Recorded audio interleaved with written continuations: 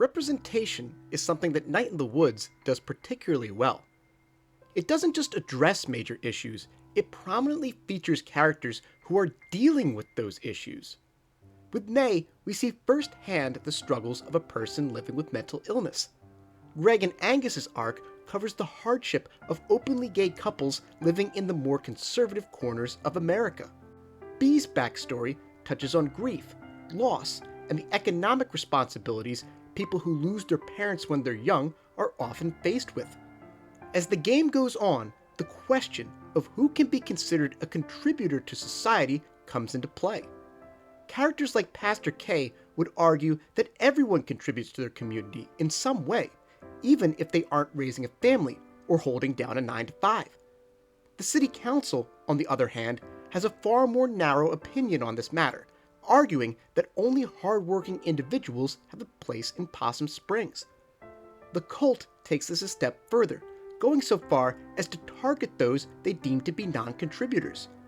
Through them, this question reaches its apex, as they specifically mention so-called drifters and delinquents as people they think should be removed from the town. Even on this topic, Night in the Woods continues its fantastic representation, as it uses Bruce, a homeless person who moves to Possum Springs, as a focal point. Through Bruce, Night in the Woods provides a face to the downtrodden individuals targeted by the city council and the cult, addresses the difficulties that might cause a person to end up without a place to live, and sheds light on the hypocrisy of those who would disparage them. He's also the subject of an enduring fan theory here in our community, which I'll cover in detail at the end of this video. But before I go on, if you are a Night in the Woods fan, then please be sure to like, subscribe, and consider supporting me with the YouTube channel membership or over on Patreon. My dream is to make these videos full-time someday, and by doing any of those things, you'll be helping make that dream a reality. We meet Bruce for the first time on day 4, at the same time as we meet Pastor K, conveniently enough. A homeless person who just moved to Possum Springs, Bruce has set up a small campsite behind the Church of the First Coalescence. For the rest of the game, his arc centers around Pastor K's plan to set up a permanent place for him to live in the community.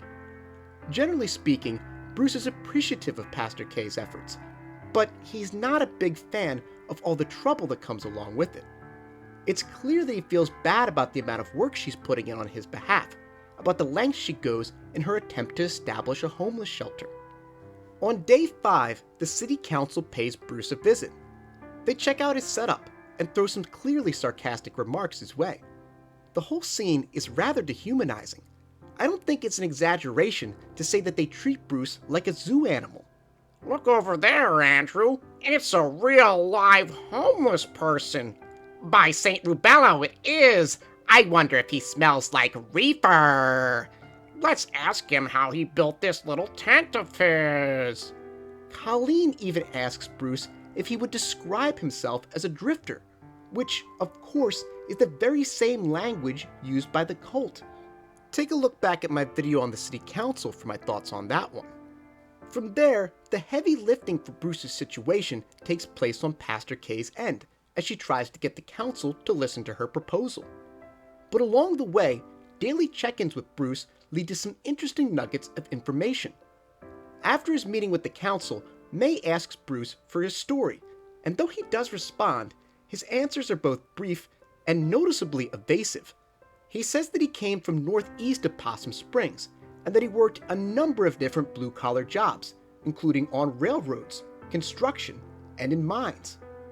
As for how he ended up here, he attributes it to a string of bad luck, at which point he becomes clearly uncomfortable. May tells him that he doesn't need to elaborate, an offer he gladly accepts. The following day, Bruce can be found a short distance from his campsite, at the edge of the nearby cliff. Between drags of his cigarette, he explains that he saw a fire out in the woods the previous night, and heard some strange voices along with it. May says that it was probably just teenagers, but Bruce, as worldly as he is, isn't convinced. We'll talk more about this when we get into my theory on Bruce's fate, but it goes without saying that it was surely the cult he saw in the woods that night. 2 days later, after Harfest, Bruce can once again be found talking to Pastor K. If May listens in on their conversation, she'll find out some more about how he feels about the attempt to start up a homeless shelter in town. He doesn't feel good about all of this, and says that it seems wrong to take something if folks don't want you to take it. These lines make it clear that Bruce is keenly aware of how the city council feels about him. He knows that they don't want him around, and he's certain that Pastor K's efforts aren't going to turn out as she hopes. This is also supported by the dream he shares when May joins in on the conversation. He says that he dreamt he was a goose flying south, and that he had to keep up with the other geese or he'd get lost. There are many ways you could interpret this dream, and I'd love to hear your thoughts on it down in the comments. But I think the dream is reflective of Bruce's feelings that he's an outsider in Possum Springs, someone ostracized from the rest of the pack, and at risk of being cut off from his new community completely. Regardless, Pastor K asks for May's prayers, as a final decision on Bruce's fate is looming. On day 9, May can have yet another brief but important conversation with Bruce. He reveals that he has a daughter, and that he cried when she was born. But when our protagonist asks where his daughter is now, Bruce doesn't answer. This has been interpreted a number of different ways, but we'll get into all of that in a few minutes here. Our final meeting with Bruce takes place on day 10. He asks May to do him a favor, but to hold off on it until tomorrow. He asks her to tell Pastor K that he says thank you, that he's sorry for causing her trouble, and that he's not worth throwing away her job over. Bruce then explains that he's leaving, that he intends to return home, where he will never touch a bottle again and never lift a hand to anyone. He says that he's going to sit on his daughter's front porch, watch his grandkids play in the yard, and that when he returns home, his kids will all be there, holding up a hand-drawn sign welcoming him back. They then say their goodbyes to one another, before Bruce tells May that hope is important, and not to worry about him. He's an old hand at this, maybe older than he ever should have got to. That's the last we see of Bruce in-game, but the following day, if May talks to Pastor K, she'll make good on her promise, telling her that Bruce went home. Pastor K is confused at first, but then becomes pretty upset, and though she's evasive with her answers, it's clear that she's hiding her full thoughts on the matter from May. Bruce's fate isn't addressed in-game ever again, but if May visits Pastor K during the epilogue, she will offer to help her dismantle his campsite and share that she viewed him as a friend. Before we get into theory, let's consider Bruce's overall arc. We have a homeless person who moves into Possum Springs, is shown kindness by one of the newer members of the community, but ultimately leaves before the city council, the town's old guard, can kick him out.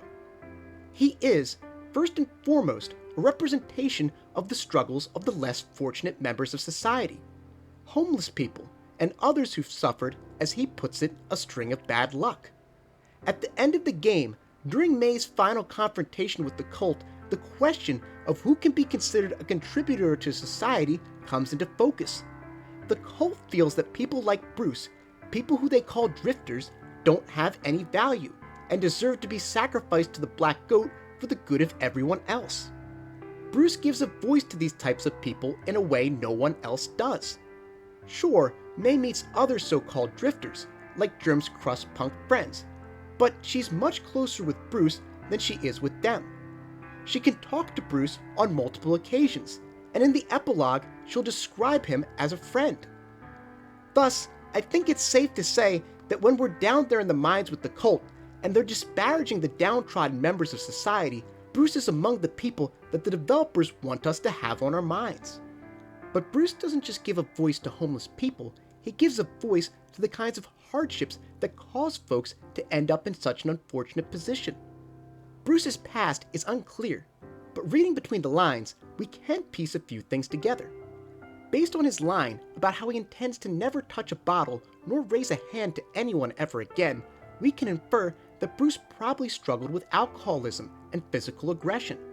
It's possible that the combination of these two things led to Bruce getting a criminal record, which might explain why his family didn't want him around anymore, and why he ended up in Possum Springs in the first place.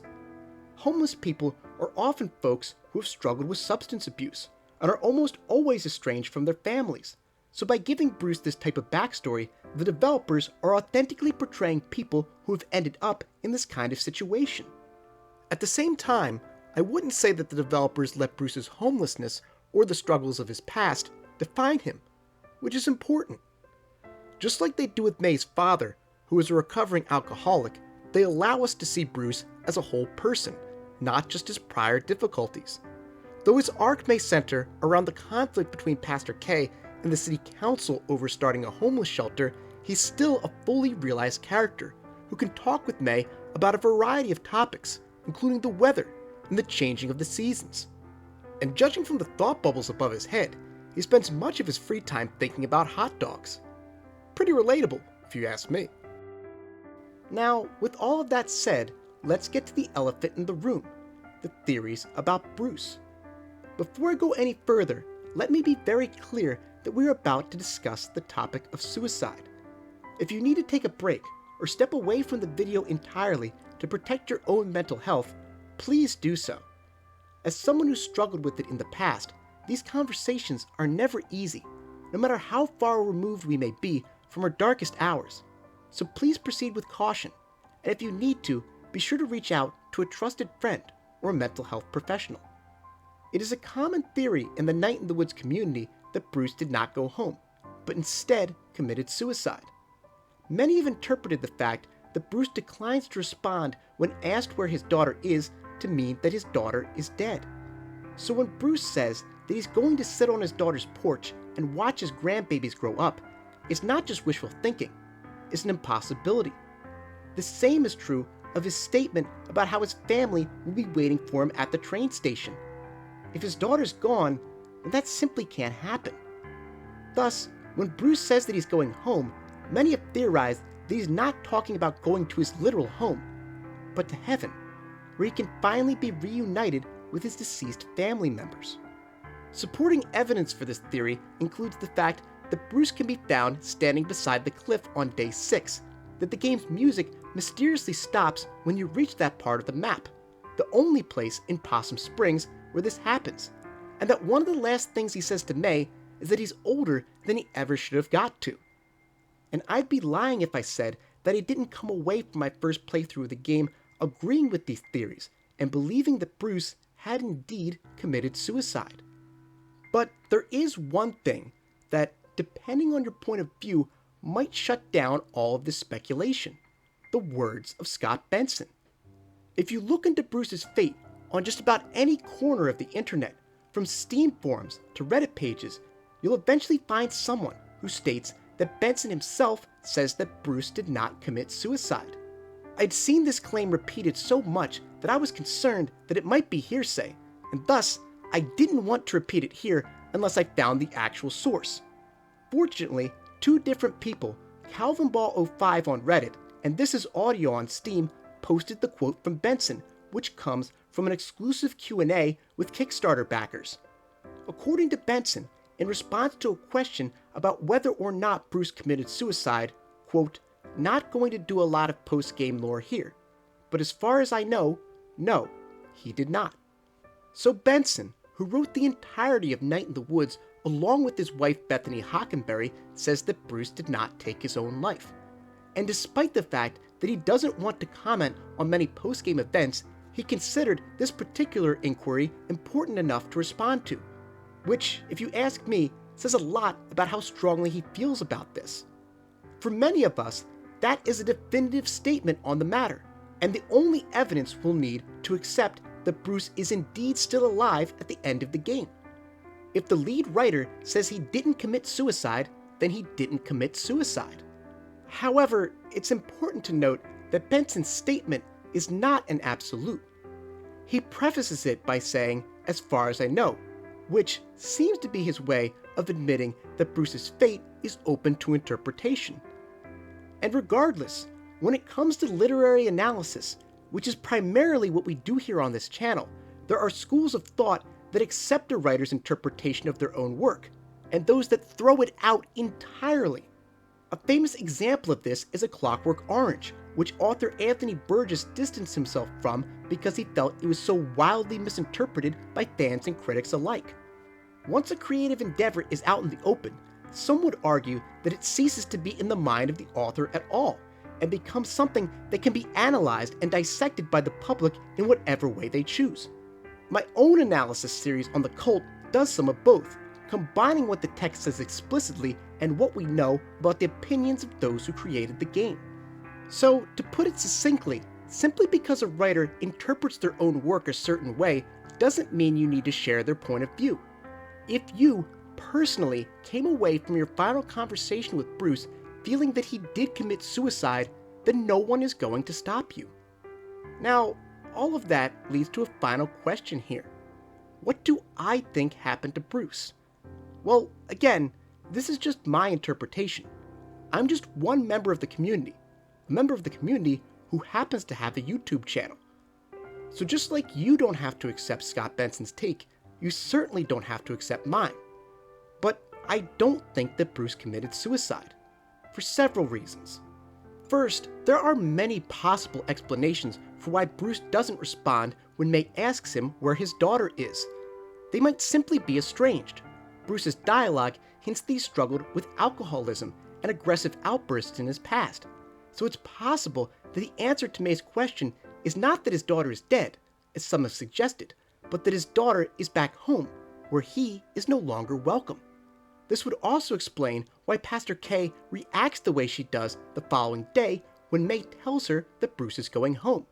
She surely knows more about Bruce's past than May does, and thus is fully aware that there's no way he went home because his family doesn't want him there.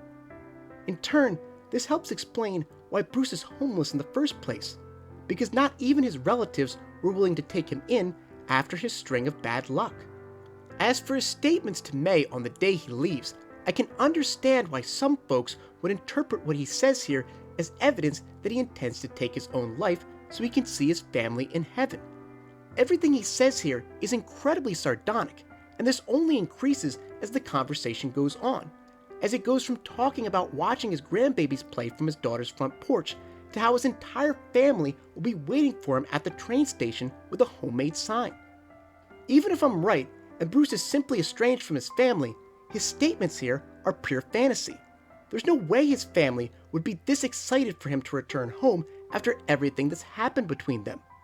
So why does he tell May something that is so clearly a lie?